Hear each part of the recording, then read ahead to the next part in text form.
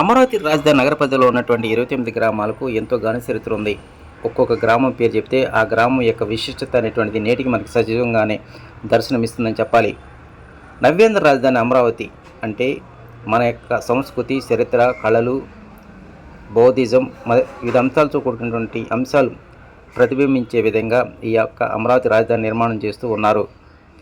చారిత్రాత్మకంగా చూసినప్పటికీ చాలా నగరాలు అనేటువంటివి నది ఒడ్డున ఉన్నటువంటి నగరాలే అతి త్వరగా అభివృద్ధి చెందాయని చెప్పవచ్చు. అదే తరహాలోనే రానున్న కాలంలో ఈ అమరావతి నగరం కూడా ప్రపంచంలోనే టాప్ 5 నగరాలతో ధీటుగా నిర్మాణం చేపట్టనున్నారు. మొత్తం 217 కిలోమీటర్ల విస్తరణలో 9 నవనగరాలు నిర్మించనున్నారు.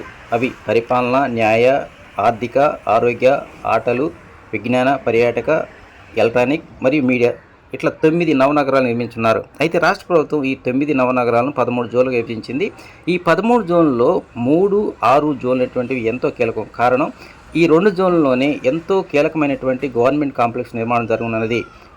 ఈ 3, 6 జోన్లలో రాయపూడి, శాఖమూరు, లింగాయపాలెం, కంటమరాజుపాలెం గ్రామాలు ఉన్నాయి. ఈ పరిపాలనా కాంప్లెక్స్ అనేటువంటివి రాజధాని నగరానికి గుండెకాయ లాంటివని చెప్పవచ్చు.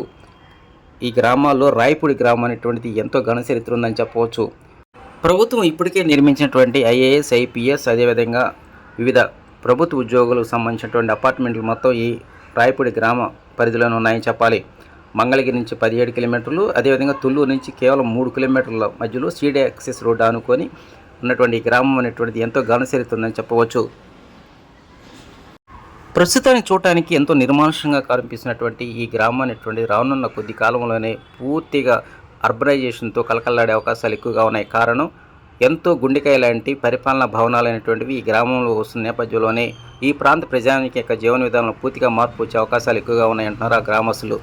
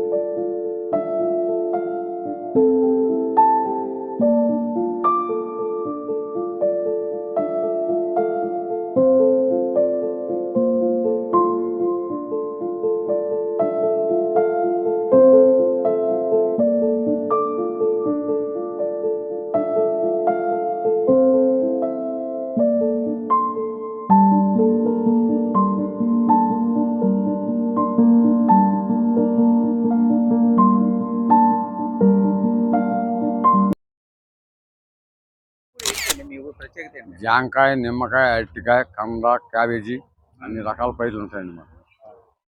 ఎన్ని వేల మంది అండి మీరు? మాకు 5,000 ఓటింగ్. ఏంటి రాయపూడి అంటే అంతా అసలు రాజుల పాలన అంటారు? రాజుల పరిపాలన అండి. వెనక రాజుల పరిపాలన అంతా మల్లూరు పెద్ద ఉండోడు ఉండాలండి. కోట, పెద్ద కోట ఉంది, బాగా ఉండోడు. అక్కడ అంటే రాజధానిలో ఇన్ని గ్రామాలు అంటే రాయపూడి ఏంటి ప్రత్యేకత అసలు? రాయపూడికి ఇదేనండి, జామ తోటలు, నిమ్మ తోటలు ఉంటానే మంచి పేరు. ఇప్పటికి అలానే ఉన్నాయి. ఇప్పటికి అలానే ఉన్నాయి. అంటే ఇప్పుడు రాజధాని వచ్చినాక తీసేశారు. రాయపూడి మంచి దాని కథ ఉందండి. రాజు కానీ చెప్పు నుంచి పరిపాలిస్తూ ఉన్నారు. ఆ పేరు ఇప్పటికి పోకుండానే వస్తూ ఉంది. శాసనాలు కూడా ఉన్నాయండి. శాసనాలు కూడా ఉన్నాయండి. గుళ్ళు అవన్నీ బాగుంటాయి.